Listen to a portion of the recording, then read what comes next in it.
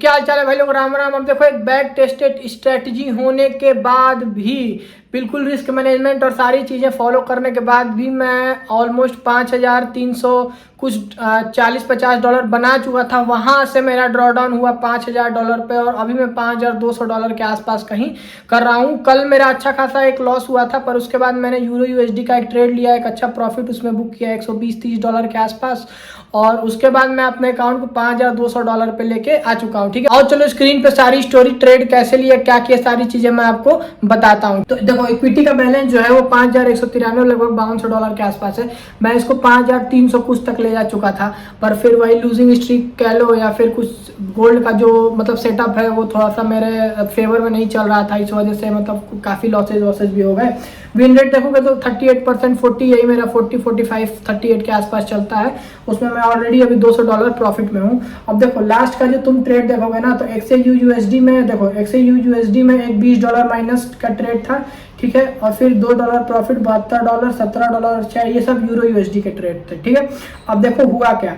देखो, पिछली वीडियो में मैंने कहा था मार्केट यहाँ कहीं है। अगर मार्केट इस लिक्विडिटी को ग्रैब करके डाउन साइड पे आता है तो मैं पहले यहाँ के लिए फिर यहाँ के लिए एक ट्रेड करूंगा। पर देखो होता क्या है ना कि ये एशिया का रेंज था, ये लंदन का रेंज था, और न्यूयॉर्क का जब स्टार्टिंग होती है तो मैं गोल्ड को देखता हूँ कि वो एशिया और लंदन के कहीं बीच में चल रहा है। अब भाई देखो, बीच में कहीं ट्रेड ले नहीं सकता हूँ मैं।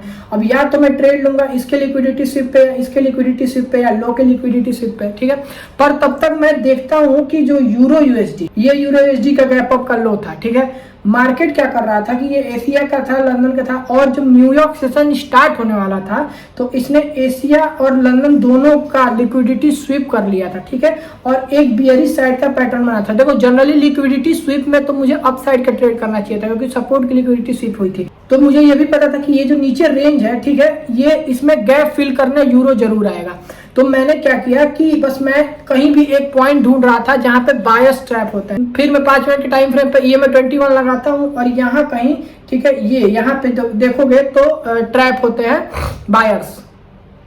फिर यहाँ पे कहीं बायस ट्रैप होते हैं, मैं पोजीशन बनाता हूँ और एक अच्छा 1:2 पहले मैं बुक करता हूँ। फिर पिरामिडिंग की थी मैंने, तो वो एक ट्रेड ब्रेक इवन चला गया और एक -$2 प्रॉफिट, मतलब लगभग $100 प्रॉफिट के आसपास में चला गया हूँ। ठीक है, अब देखो, फंड ये कहता है तुमसे कि अगर तुमने XAUUSD ही ट्रेड किया है अपने फेज 1 और फेज 2 में, और तुम अगर मान लो फंडेड हो गए और फिर तुमने वहां पे यूरो यूएसडी ट्रेड करने की कोशिश की, तो वो उसको ऐसे गैम्बलिंग मानता है।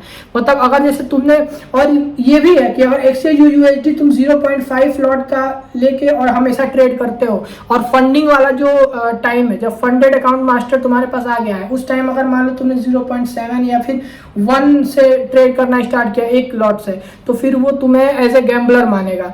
और मैंने सोचा कि अगर तो इन फ्यूचर मान लो मैं इस अकाउंट से फंडेड हो जाता हूँ, ठीक है, तो XAUUSD और यूरो यूएसडी अगर मैंने दोनों ही किया होगा फेज 1 में या फेज 2 में, तो उस वक्त मेरे पास ऑप्शन होगा कि मैं यूरो यूएसडी ट्रेड कर सकता हूँ। XAUUSD ही ट्रेड करता रहूंगा, तो फिर मेरे पास फंडेड के टाइम पे ऑप्शन नहीं बचेगा। और क्या पता अगर मैं किसी दिन यूरो ट्रेड कर दूं, मुझे XAUUSD में अगर ट्रेड ना मिले और यूरो ट्रेड कर दूं, तो मेरा अकाउंट ब्रीच कर दे रूल के मुताबिक। तो इसलिए भी मैंने यूरो यूएसडी को ट्रेड किया। फिर मैंने एक अच्छा 1:2 का टारगेट अचीव किया। ठीक है, अब देखो यहाँ से मेरा प्लान सिंपल है। XAUUSD अगर ये डाउन साइड की लिक्विडिटी ग्रैब करता है, तो मैं एक अप साइड की लिक्विडिटी के लिए, जो कि देखो अभी जब मैं वीडियो बना रहा हूँ तो लंदन सेशन चल रहा है। ठीक है, अगर ये डाउन साइड की लिक्विडिटी ग्रैब करता है तो मैं एक एशिया के हाई तक का ट्रेड करूंगा। पर अगर मार्केट यहाँ पे ये डाउन साइड की लिक्विडिटी ट्रैप करके फिर अंदर जाके फिर यहाँ से दोबारा बायस को ट्रैप करता है, तो मैं एक डाउन साइड के लिए, देखो मैंने पिछली वीडियो में बताया था ना कि ये वाली लिक्विडिटी है, मुझे लग रहा है मार्केट इसको ग्रैब करने आएगा ही आएगा। तो अगर मार्केट यहाँ से ऐसे डाउन साइड पे आता है तो मैं इस रेंज के लिए 3900 के लिए एक ट्रेड प्लान